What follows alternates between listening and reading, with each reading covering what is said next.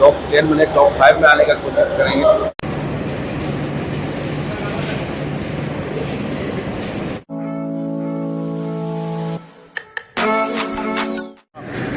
স্বাগতম জনাইছোঁ বন্ধুসকল আপোনালোকক মই নতুন ভিডিঅ'লৈ। আৰু আজি মই বাগানৰ প্ৰথম মেনুফেকচাৰিং ডেট কেনেকৈ মেনুফেকচাৰিং কৰা তাৰ কিছু ভিডিঅ' ক্লিপছ দেখাবলৈ চেষ্টা কৰিম। যিহেতু আমাৰ এইবাৰ অৰ্থডক্স মেনুফেকচাৰিং কৰিব, অৰ্থডক্স মেনুফেকচাৰিঙৰ প্ৰথম প্ৰচিডিউৰ কেনেকৈ হয় তাৰ অকণমান প্ৰথম ক্লিপবোৰ দেখাবলৈ চেষ্টা কৰিম। তাৰে পূজা আৰম্ভ হ'বলৈ ওলাইছে, আমি পূজাৰ পৰিৱেশো দেখাম আৰু মেনুফেকচাৰিং কেনেকৈ ষ্টাৰ্টিং হয় তাৰ বিষয়ে দেখাবলৈ চেষ্টা কৰিম। আপোনাৰ ভিডিঅ'টোৰ লগত জড়িত থাকিব। তাকে মোৰ লগত আছে এইফালে অতীত, এইফালে বৰ্তা, দুজনৰ লগতে আগবাঢ়ি গৈছোঁ। পূজা কৰিলে বৰ্তা ভাল লাগে নহয় জানো? প্ৰথম দিনা চবে প্ৰথম দিন উন্নত হৈ থাকে।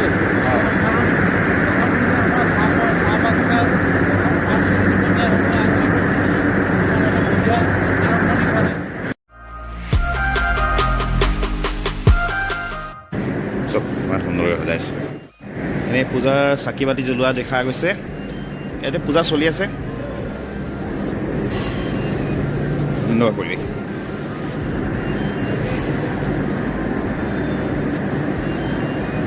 অলপ সময়ৰ পাছতে ইয়াত পূজা কৰা হ'ব। ধুনীয়াকৈ দেখিব পাইছে, সকলোফালে চাফ চিকুণকৈ সজাই তোলা হৈছে ফেক্টৰীটো।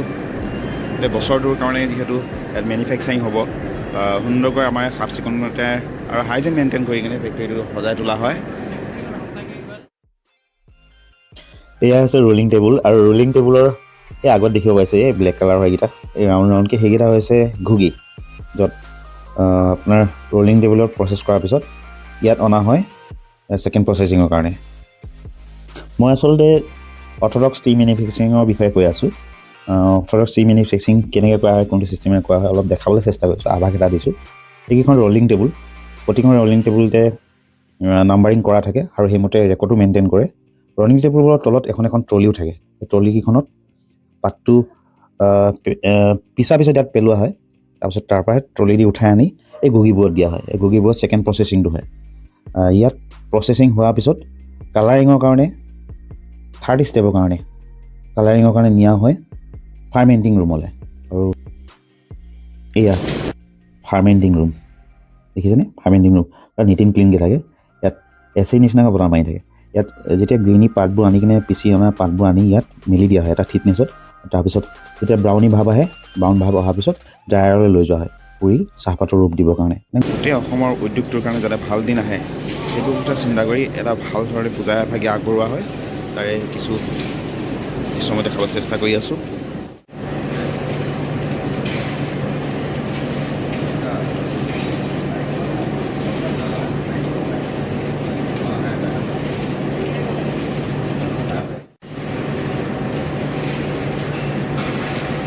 ফেক্টৰী এছিষ্টেণ্ট মিষ্টাৰ মাণ্ডাৰী তেখেতৰে পূজাৰ কৰা দেখা পোৱা গৈছে।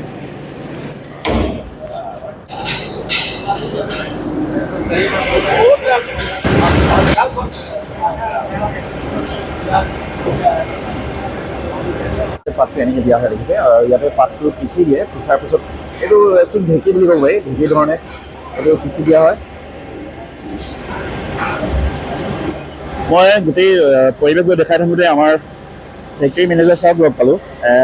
তেখেতে এইবাৰ যিহেতু আমাৰ ইয়াত অৰ্থডক্স মেনুফেকচাৰিং কৰিব আৰু আমাৰ আজি প্ৰথম মেনুফেকচাৰিং ডে, তেখেতৰ কেনেকুৱা অনুভৱ হৈছে ছাৰ অকণমান জনাই দিয়কচোন বাৰু।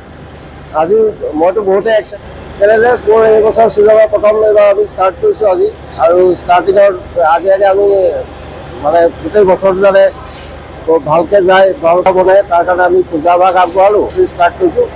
আৰু টি ইণ্ডাষ্ট্ৰী এতিয়া এনেকুৱা এটা মানে ইমান ক্ৰাইচিছ পিৰিয়ড চলি আছে, সেই পিৰিয়ডৰ কাৰণে পিৰিয়ডত এনেকুৱা এটা মানে চবৰে যাতে ভাল হয়, গোটেই টি ইণ্ডাষ্ট্ৰী ভাল হয়, গোটেই চবৰে ভাৱে যাওক, যিমান মানুহে ইয়াত জীৱিকা নিৰ্বাহ কৰি আছে চবৰে ভাল হওক। মানে ভাল হ'ব যেতিয়া আমি ভাল চাহ বনাম, আৰু মই এইটোৱে আশা কৰিছোঁ যাতে গোটেই ইণ্ডাষ্ট্ৰীয়ে ভাল চাহ বনায় এই বছৰ, গোটেই ইণ্ডাষ্ট্ৰীৰ প্ৰফিট হওক, আৰু যাতে আমাৰ যিমান আমি কৰ্মচাৰী আছোঁ চবৰে উন্নতি হওক। টি ইণ্ডাষ্ট্ৰী প্ৰথম যেতিয়া মেনুফেকচাৰিং কৰোঁ, এই মেনুফেকচাৰিঙৰ দিনাখন অৰ্থডক্সটো যেতিয়া কৰা হয় আমি কি পদ্ধতি প্ৰথমে আৰম্ভণি কৰিব লাগে? একচুৱেলি মেনুফেকচাৰিং হয় আমাৰ প্ৰথম গাৰ্ডেনত প্লাকিং হয়, প্লাকিং হোৱাৰ পিছত ফেক্টৰীলৈ আহে, লিফ ট্ৰেইলাৰ দি অহাৰ পিছত আমাৰ ইয়াত কি হয় উইডাৰিং ক্ৰাফ্ট থাকে। উইডাৰিং ক্ৰাফ্টত পাতটো আমি উইডাৰ কৰা হয়। উইডাৰ মানে তাৰ যিটো মইচাৰ থাকে মইচাৰটো লছ কৰা হয়।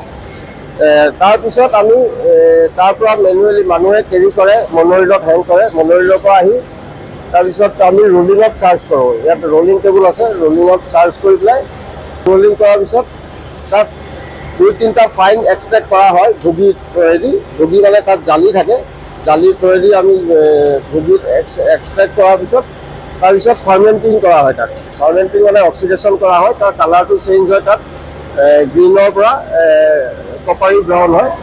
যেতিয়াই কপাৰী ব্ৰাউন হ'ব ফাৰ্মেণ্টিং হ'ব, তাৰপিছত আমাৰ চিধা ড্ৰায়াৰত যাব। ইয়াত ড্ৰায়াৰ আছে, ড্ৰায়াৰ মানে তাত ড্ৰাইং হয়। ড্ৰাইং মানে আপোনালোকে ফায়াৰিং বুলিও ক'ব পাৰে। ফায়াৰিং হোৱাৰ পিছত সেইটো এটা আপোনাৰ তাৰ কালাৰটো চেঞ্জ হয়, ব্লেক কালাৰ হৈ যাব।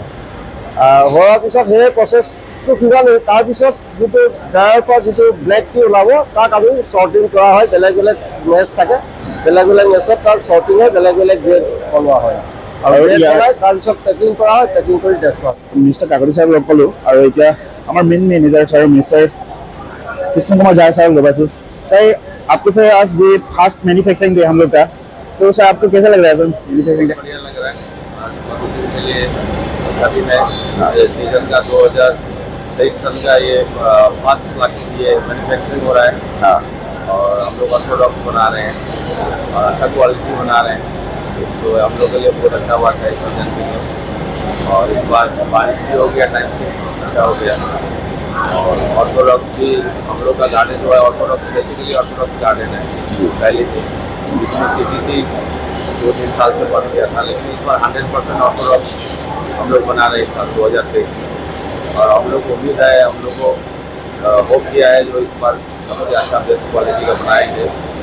और हम लोग टॉप जो असम का टॉप 10 गार्डन होता है ऑर्थोडॉक्स का जी, उसमें टॉप 10 गार्डन के अंदर में हम लोग इस बार आएंगे। बढ़िया बात है मेरा टीम का पूरा टीम का सभी का यही उम्मीद है जी। सर और आसाम का टी इंडस्ट्री के बारे में आप क्या बोलना चाहते हैं? क्या क्या करना ठीक होगा सर अभी? आसाम का टी इंडस्ट्री के बारे में बहुत अच्छा है, स्पेशली ऑर्थोडॉक्स के लिए बहुत अच्छा है। हाँ, गवर्नमेंट ने इंसेंटिव स्कीम दिया है, 7 रुपया एवरेज से 7 रुपीज़ पर केजी इंसेंटिव। और इसको प्रमोशन गवर्नमेंट प्रमोट भी कर रहा है। मैन्युफैक्चरिंग प्रोडक्शन आसाम में कम होता था, अभी धीरे धीरे बढ़ रहा है। और बहुत सारा कंपनी ने ऑर्थोडॉक्स बनाना चालू कर दिया, क्योंकि लास्ट ईयर जो क्राइसिस हुआ था श्रीलंका में, उसकी वजह से ऑर्थोडॉक्स का प्राइस काफ़ी इंक्रीज हो गया जी।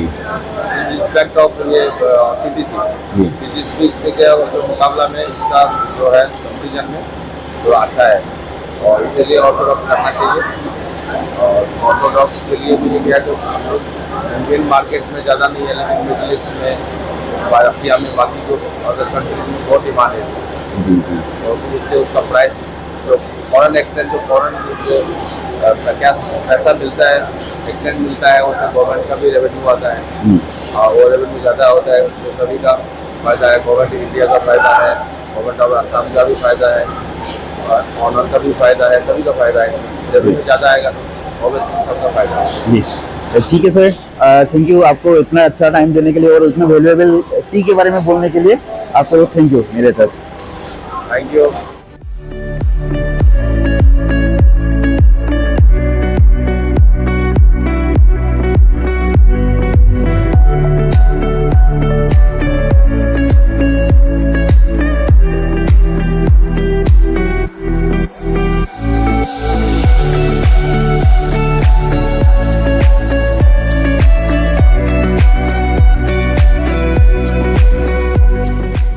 মেনুফেক্সাৰিং ডেৰ প্ৰথম দিনাখনৰ ভিডিঅ'ৰ মই কিছু দৃশ্য দেখাবলৈ চেষ্টা কৰিলোঁ। মেনুফেক্সাৰিং কেনেকৈ কৰা হয় তাৰ অকণমান ক্লিপছৰ আভাস দিব চেষ্টা কৰিলোঁ। যিহেতু গোটেই বছৰটোৱে মেনুফেক্সাৰিং হৈ থাকিব, গোটেই ডিটেইলছ দেখাম মই। মেনুফেক্সাৰিঙৰ ভিতৰত মানে মেচিনেৰী ডায়াৰৰ ক্ষেত্ৰত কি কি হয় আৰু শ্বৰ্টিঙত কি কি থাকে গোটেইখিনি দেখাবলৈ যাম। শ্বৰ্টিং জন, ডেছপাচ জন গোটেইখিনি দেখাম মই। আজিৰ ভিডিঅ'ত মই মাত্ৰ মেনুফেক্সাৰিঙৰ প্ৰথম ক্লিপবোৰহে দেখাবলৈ চেষ্টা কৰিলোঁ। ভিডিঅ'টো চাই আপোনালোকে কেনেকুৱা পাইছে জনাব, আৰু ভিডিঅ'বোৰ যিমান পাৰে শ্বেয়াৰ কৰিব, চেনেলটো ছাবস্ক্ৰাইব কৰিব। ধন্যবাদ।